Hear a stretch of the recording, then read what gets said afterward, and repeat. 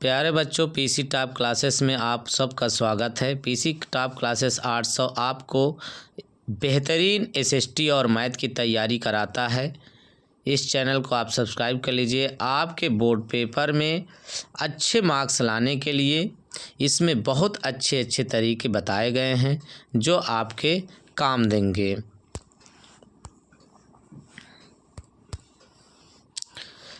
NCERT नवीन पाठ्यक्रम एवं प्रारूप के अनुसार practice papers high school board परीक्षा सामाजिक विज्ञान केवल प्रश्न पत्र सेट B1 मैं इसमें 2 सेट कराऊंगा, B1 और B2, जिसमें 20-20 क्वेश्चन होंगे।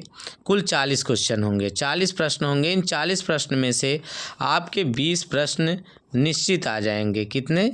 20 प्रश्न निश्चित आ जाएंगे। टोटल आपके इसमें 40 प्रश्न आज मैं कराऊंगा, तो ध्यान से देखिए इसे और समझिए, और ऑप्शन पूरा का पूरा बहुविकल्पी आपका तैयार हो जाएगा।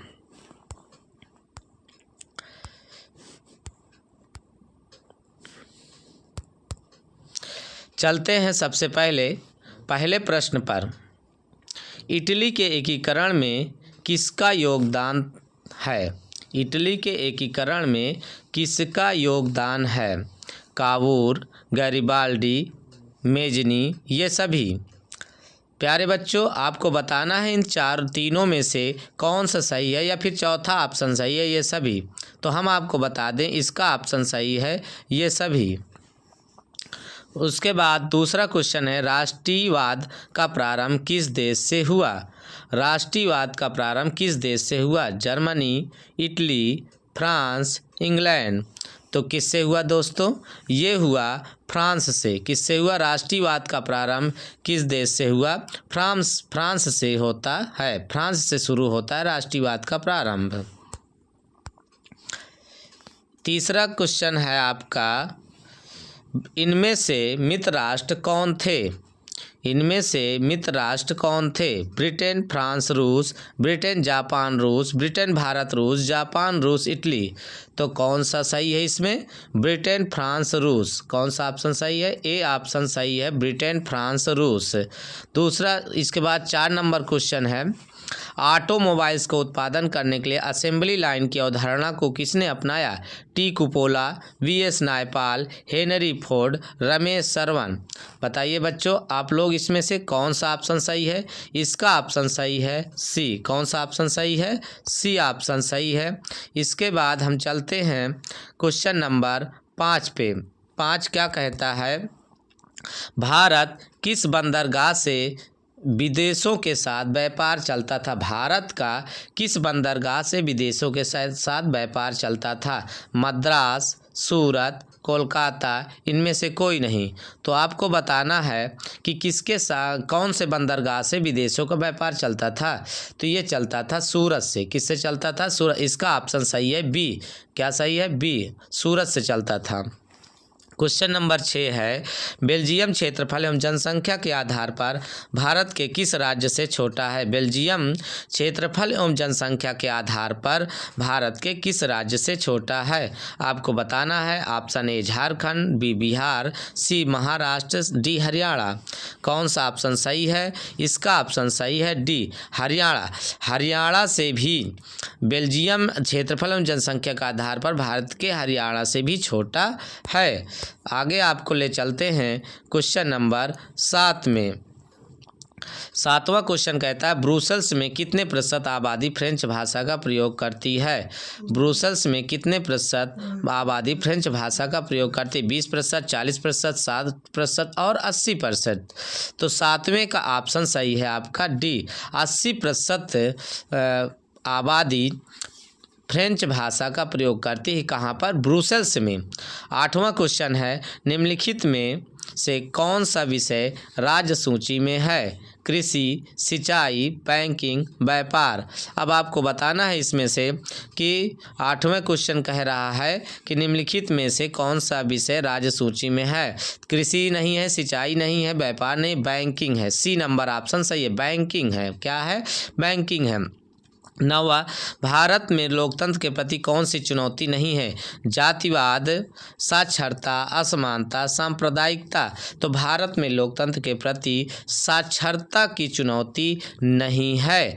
इसका 9 नंबर का आपका ऑप्शन सही होता है बी। 9 नंबर का ऑप्शन कौन सा सही होता है? बी नंबर सही होता है। अब हम लेकर चलते हैं आपको 10वें क्वेश्चन की तरफ। लोकतंत्र में निर्णय लेने और क्रियान्वयन में देरी क्यों होती है? पहला, ए, सरकार निर्णय लेने पर हिचकिचाती है। बी, सरकार फैसले लेने से डरती है। सी, लोकतंत्र विचार विमर्श और बातचीत के विचार पर आधारित है। डी, एक लोकतांत्रिक सरकार त्वरित निर्णय लेने में रुचि नहीं रखती है। तो 10वें का ऑप्शन कौन सा सही है प्यारे बच्चों? इसका ऑप्शन सही है सी। कौन सा ऑप्शन सही? लोकतंत्र विचार विमर्श और बातचीत के विचार पर आधारित है।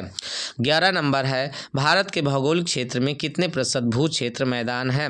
आपको बताना है कितने प्रतिशत भारत के भौगोलिक क्षेत्र में भू क्षेत्र मैदान है। 33%, 43%, 53% या फिर 23%। 11 का ऑप्शन सही है आपका बी, 43%। 43% भू क्षेत्र मैदान है भारत के भौगोलिक क्षेत्र में। ठीक है, आगे चलते हैं आपको लेके 12 नंबर क्वेश्चन पे। 12 नंबर क्या क्वेश्चन कहता है? पुरानी जलोढ़ मिट्टी को क्या कहते हैं? पुरानी जलोढ़ मिट्टी को क्या कहते हैं? खादर, खारी, तराई, बांगर। तो क्या कहते हैं प्यारे बच्चों? 12 नंबर का क्वेश्चन नंबर पुरानी जलोढ़ मिट्टी को क्या कहते हैं? तो इसका ऑप्शन सही होगा 12 नंबर का डी। कौन सा सही है? डी, बांगर। पुरानी जलोढ़ मिट्टी को बांगर कहा जाता है। 13 नंबर आप देखिए ध्यान से, बहुत वेरी वेरी इंपॉर्टेंट क्वेश्चन है ये। आपके बोर्ड पेपर में इसमें से 100% प्रश्न आया करते हैं। टिस्को, बजाज ऑटो लिमिटेड, डाबर किस प्रकार के उद्योग हैं? सहकारी उद्योग। 13 नंबर आप ध्यान से देखिएगा, टिस्को, बजाज ऑटो लिमिटेड, डाबर किस प्रकार के उद्योग है? सहकारी उद्योग, संयुक्त क्षेत्र, सार्वजनिक क्षेत्र, निजी क्षेत्र। 13 नंबर का आपका क्या है? ये टिस्को, बजाज ऑटो लिमिटेड, डाबर किस प्रकार के उद्योग? ये निजी क्षेत्र हैं। क्या है? निजी क्षेत्र है। आप इसके बाद 14 नंबर क्वेश्चन है, जूट के लिए सिंथेटिक विकल्प बनाने वाला भारत का कौन सा देश एक बड़ा प्रतियोगी है? आपको बताना है जूट के लिए सिंथेटिक विकल्प बनाने वाला भारत का कौन सा देश एक बड़ा प्रतियोगी है? तो ए, जापान, बी, श्रीलंका, सी, बांग्लादेश, डी, इंग्लैंड। 14 का आपका सही है सी, बांग्लादेश। कौन सा है? बांग्लादेश है। इसके बाद आपको ले चलते हैं 15 नंबर क्वेश्चन पे। 15 नंबर क्या कहता है? ध्यान से देखिए, 15 नंबर क्वेश्चन आपको कहता है कि कौन सा शहर भारत की इलेक्ट्रॉनिक राजधानी के रूप में उभरा है? कौन सा शहर भारत की इलेक्ट्रॉनिक राजधानी के रूप में उभरा है? ए, जमशेदपुर, बेंगलुरु, मुंबई, गुड़गांव। तो 15 नंबर का ऑप्शन सही है बी, बेंगलुरु। बेंगलुरु इलेक्ट्रॉनिक राजधानी के रूप में माना जाता है।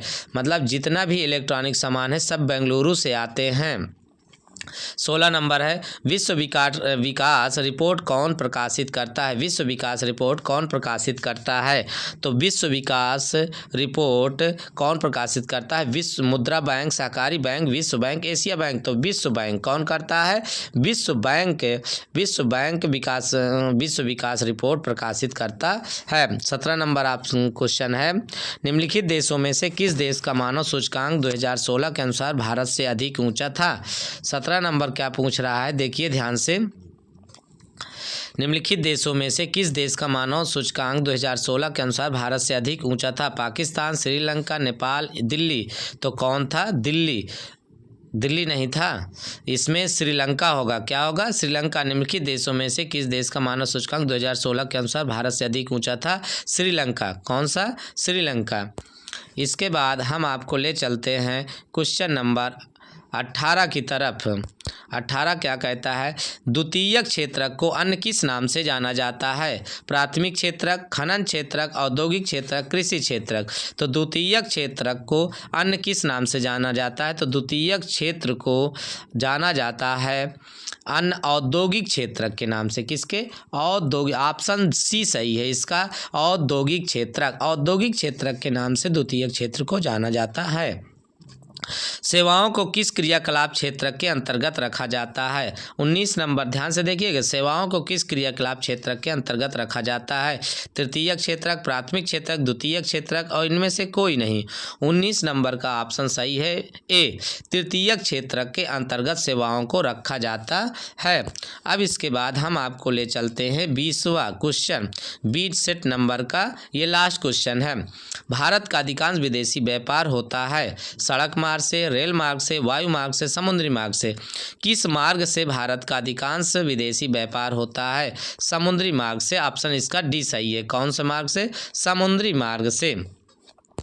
अब इसके बाद हम आपको ले चलते हैं सामाजिक विज्ञान प्रश्न, केवल प्रश्न सेट नंबर 2। अभी तक सेट नंबर 1 पढ़ा रहे थे, एक एक वीडियो में मैं 2-2 सेट करा रहा हूं, जिससे आप लोगों को, क्योंकि आपके पास अब समय नहीं है, बहुत कम समय बचे हैं और कम समय में अच्छी तैयारी आप कर सकते हैं। केवल 2, 4, 5 मॉडल पेपर अगर आप इस तरह से देख लेंगे तो आपका पूरा का पूरा बहुविकल्पी, लघु, दीर्घ, मैप सब तैयार हो जाएगा। तो ये है सामाजिक विज्ञान केवल खंडा बहुविकल्पी प्रश्न, ये बी है। नीचे दिए गए OMR सीट में इसको भरना होता है। ऑप्शन क्वेश्चन नंबर 1 पर फिर से चलते हैं। आपका क्वेश्चन नंबर 1 क्या कहता है? देखिए 20 क्वेश्चन हो गए हैं सेट नंबर 1 का, सेट नंबर 2 में अब फिर क्वेश्चन नंबर 1 से। महात्मा गांधी अफ्रीका से भारत कब लौटे? महात्मा गांधी अफ्रीका से भारत कब लौटे? ए, वर्ष 1815 में, वर्ष 1915 में, वर्ष 1917 में, वर्ष 1913 में। तो महात्मा गांधी जी भारत 1915 में लौटे थे। कब लौटे थे? इसका ऑप्शन सही होगा बी। भारत, महात्मा गांधी अफ्रीका से भारत 1915 में लौटे थे। भारत वापस आने पर गांधी जी ने पहला सत्याग्रह कहाँ किया था? खेड़ा, अहमदाबाद, बारदोली, चंपारण। कहाँ किया था? पहला उन्होंने जो अपना सत्याग्रह आंदोलन था वो चंपारण में किया था। कहाँ किया था? चंपारण में किया था। इसके बाद तीसरा क्वेश्चन कहता है असहयोग आंदोलन का मुख्य कारण क्या था? असहयोग आंदोलन का मुख्य कारण क्या था? प्रथम विश्व युद्ध, खिलाफत आंदोलन, रॉलेट एक्ट, चौरी चौरी की घटना। इन चारों में से कौन सा ऑप्शन सही है? क्वेश्चन नंबर 3 का ऑप्शन सही है। असहयोग आंदोलन का मुख्य कारण रॉलेट एक्ट था। क्या था? Rowlatt act. ऑप्शन सी सही है। रॉलेट एक्ट के कारण असहयोग आंदोलन शुरू किया गया था। क्वेश्चन नंबर 4 है, भारत का पहला लौह और इस्पात संयंत्र 1907 में J.A. टाटा ने किस जगह स्थापित किया था? अहमदाबाद, मद्रास, बम्बई, जमशेदपुर। ये क्वेश्चन नंबर कह रहा है इस्पात संयंत्र 1907 में J.A. टाटा ने किस जगह स्थापित किया था? चौथा नंबर का कोई ऑप्शन है अहमदाबाद, बी है मद्रास, सी है बम्बई, डी है जमशेदपुर। तो इसका कौन सा ऑप्शन सही है? जमशेदपुर, डी जमशेदपुर में सबसे पहले ये संयंत्र स्थापित किया गया था। क्वेश्चन नंबर 5 क्या कहता है? ध्यान से देखिए, इनमें से कौन ब्रिटेन वुड्स के जुड़वा संतानें हैं? इनमें से कौन से ब्रिटेन वुड्स के जुड़वा संतानें हैं? ए, संयुक्त राष्ट्र अमेरिका और सोवियत रूस। 2, बी नंबर आपका 2 अंतर्राष्ट्रीय बैंक IMF और वर्ल्ड बैंक। सी नंबर संयुक्त राष्ट्र के मौद्रिक और वित्तीय सम्मेलन द्वारा रूपरेखा पर सहमति। डी, उपरोक्त सभी। 5वां का ऑप्शन कौन सा सही है? इसमें इनमें से कौन ब्रिटेन वुड्स के जुड़वा संतानें हैं? ज़्यादातर बच्चे इसमें उपरोक्त सभी लगाएंगे, लेकिन बिल्कुल गलत है। इसका ऑप्शन सही है बी, 2 अंतर्राष्ट्रीय बैंक IMF और वर्ल्ड बैंक, ये जो दोनों ब्रिटेन वुड्स की जुड़वा संतानें मानी जाती हैं। क्वेश्चन नंबर 6 पर चलते हैं। भारतीय संविधान की 8वीं अनुसूची में कितनी भाषाओं का समावेश है? तो 20, 21, 22, 23। तो बच्चों कितनी है? 22 है। सी नंबर इसका ऑप्शन सही है। अब क्वेश्चन नंबर 7 पे चलते हैं। क्वेश्चन नंबर 7 कहता है निम्नलिखित में से किसमें महिलाओं के लिए आरक्षण सुनिश्चित है? विधानसभाओं में, लोकसभा में, राज्यसभा में, पंचायती राज संस्थाओं में। क्वेश्चन नंबर 7 कह रहा है कि किसमें महिलाओं के लिए आरक्षण सुनिश्चित है? तो विधानसभाओं में, लोकसभा में, राज्यसभा में, तो पंचायती राज संस्थाओं में। इसका ऑप्शन सही है 7वें का डी। कौन सा सही है? डी, पंचायती राज संस्थाओं में, पंचायती राज संस्थाओं में। 8वां है विश्व का सबसे बड़ा लोकतांत्रिक देश है? यूएसए, भारत, ग्रेट ब्रिटेन, रूस। 8वां का आपका कौन सा सही है? अपना देश भारत, बी ऑप्शन सही है भाई। विश्व का सबसे बड़ा लोकतांत्रिक देश भारत देश है। 9वां, भारत में संघीय राज्यों की संख्या कितनी है? 9वां नंबर आपको बताना है। भारत में संघीय राज्यों की संख्या 27, 28, 29, 25। ज़्यादातर बच्चे इसमें 29 लगाएंगे, लेकिन प्यारे बच्चों ये गलत है। इस समय 28 राज्य बचे हुए हैं और आपके 8 केंद्र शासित प्रदेश हैं, तो आप यहाँ पे 28 पर लगाओगे। किस पर लगाओगे? 28 पर लगाओगे। क्वेश्चन नंबर 10, क्वेश्चन नंबर 10 कहता है निम्नलिखित में से किस देश का विभाजन धर्म तथा जाति के आधार पर हुआ है? बेल्जियम, नीदरलैंड, भारत, इनमें से कोई नहीं। निम्नलिखित में से किस देश का विभाजन धर्म तथा जाति के आधार पर हुआ है? क्वेश्चन नंबर आपको 10 बताना है। सी, इसका ऑप्शन कौन सा सही है? सी, भारत। भारत का जो देश विभाजन है वो धर्म और जाति के आधार पर हुआ है। 11 नंबर, प्रति व्यक्ति आय को अन्य किस नाम से जाना जाता है? प्रति व्यक्ति आय को अन्य किस नाम से जाना जाता है? 11 नंबर, कौन सा ऑप्शन सही है? ए, राष्ट्रीय आय, बी, औसत आय, सी, व्यक्तिगत आय, डी, इनमें से कोई नहीं। 11 नंबर आपको बताना है प्रति व्यक्ति आय को अन्य किस नाम से जाना जाता है? औसत आय। बी नंबर आपका ऑप्शन सही है। कौन सा ऑप्शन सही है? B number. अब चलते हैं हम क्वेश्चन नंबर 12 की तरफ। क्वेश्चन नंबर 12 क्या कहता है? राष्ट्रीय उपभोक्ता अधिकार दिवस कब मनाया जाता है? वेरी वेरी इंपॉर्टेंट क्वेश्चन है ये आपका वेरी वेरी इंपॉर्टेंट क्वेश्चन है, इसको आप ध्यान से देख लीजिएगा। तो राष्ट्रीय उपभोक्ता अधिकार दिवस कब मनाया जाता है? अब आपको बताना है इसमें राष्ट्रीय उपभोक्ता अधिकार दिवस कब मनाया जाता है। ए, 5 अप्रैल, बी, 22 फरवरी, सी, 24 नवंबर, डी, 24 दिसंबर। कब मनाया जाता है? 24 दिसंबर। इसका ऑप्शन सही होगा डी। 13 नंबर क्वेश्चन क्या कह रहा है? इनमें से किस राज्य में काली मृदा पाई जाती है?